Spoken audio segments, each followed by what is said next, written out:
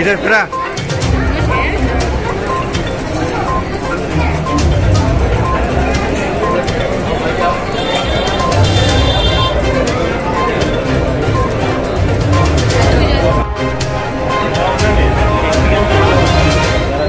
అలాగే 8 లక్షల రూపాయలు పైబడి వెంటనే రోడ్డు బాగోలేదంటే వెంటనే రోడ్డు కూడా బ్రహ్మాండమైన రోడ్డు కూడా నిర్మాణం చేశాం. అదే కాకుండా ఈ యొక్క ముస్లిం సోదరుల యొక్క కుటుంబాలకు రేపు భవిష్యత్తులో ఇంకా ఏం చేస్తే బాగుంటుంది.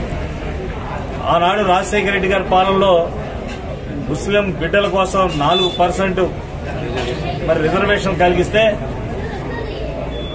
ఈనాడు ప్రత్యేకంగా జగనన్న పాలనలో ముస్లిం సోదరులకు మొదటి ప్రాధాన్యత ఇచ్చి కేవలం ఆ కుటుంబాల యొక్క ఆర్థిక పరిస్థితులను అన్నింటిలో కూడా అవగాహన చేసుకుని నిరుపేదలుగా ఉండేటువంటి ఈ ముస్లిం సోదరుల యొక్క కుటుంబాలకు ఇంటి స్థలాలు ఎక్కువ శాతం ఇవ్వాలి. ఆ కుటుంబంలో అవసరమైతే ఒకే కుటుంబంలో 2-3 కూడా ఇవ్వాలి.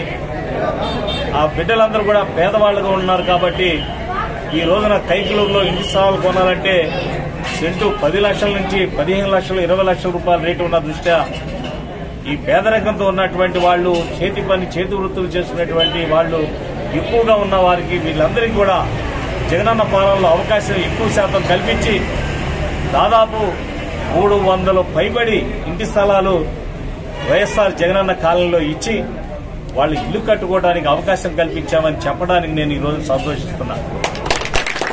ఇది నా ఎస్టీల ప్రభుత్వం, ఇది నా మైనార్టీల ప్రభుత్వం, ఇది నా బీసీల ప్రభుత్వాన్ని దమ్ముగా చెప్పగలిగేటువంటి నాయకుడు మన జగనన్న మాత్రమే అని మీ అందరికీ సవినయంగా మనవి చేస్తూ, అలాంటి నాయకుడు వయసుకు చిన్నవాడైనా పెద్ద మనసుతో పేద వర్గాలకి అండగా ఉన్నటువంటి నాయకుడిని మీరందరూ కూడా ఆశ్రయించాలని, అలాగే ముస్లిం మైనార్టీలో ఉన్నటువంటి అంజాద్ బాషా గారికి ప్రత్యేకంగా ఉప ముఖ్యమంత్రి పదవినిచ్చి ఆయన్ను ఒక గౌరవప్రదమైనటువంటి ఉప ముఖ్యమంత్రిగా రాష్ట్రానికి పరిచయం చేశారు.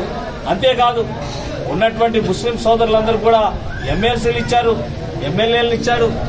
పవిత్రమైనటువంటి ఈ కార్యాన్ని ఆయన తీర్చిదిద్దడానికి గౌరవంగా సమాజంలో సేవలు అందించడానికి కూడా ఆ యొక్క బిడ్డ జగనన్న అనేటువంటి బిడ్డ మనందరికీ కూడా అండగా ఉన్నారు.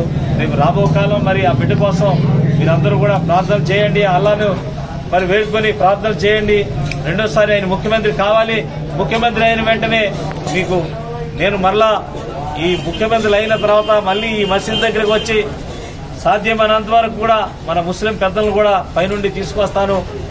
జగనన్న ఆదేశాలతో ఈ ప్రాంతంలో మన ఈ ప్రాంతాన్ని అంతా కూడా డెవలప్మెంట్ చేసుకోవడానికి మరి ప్రత్యేకంగా మనం నా భాషలోనే కళ్యాణ మండపం అంటాను, మీరందరూ కూడా షాదీఖానా అంటారు.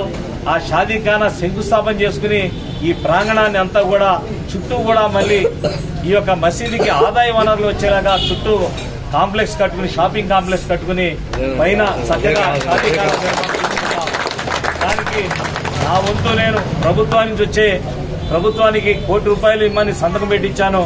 అవసరమైతే ఇంకెక్కువ అడుగుదాం.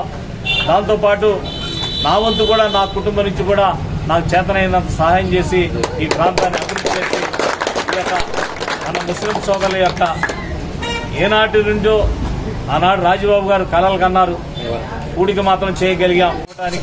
మీరందరూ కూడా అల్లాని ప్రార్థన చేయండి, మీ అందరి ఆశీస్సులు అందజేయమని సవినయంగా మనం చేసుకుంటున్నాం.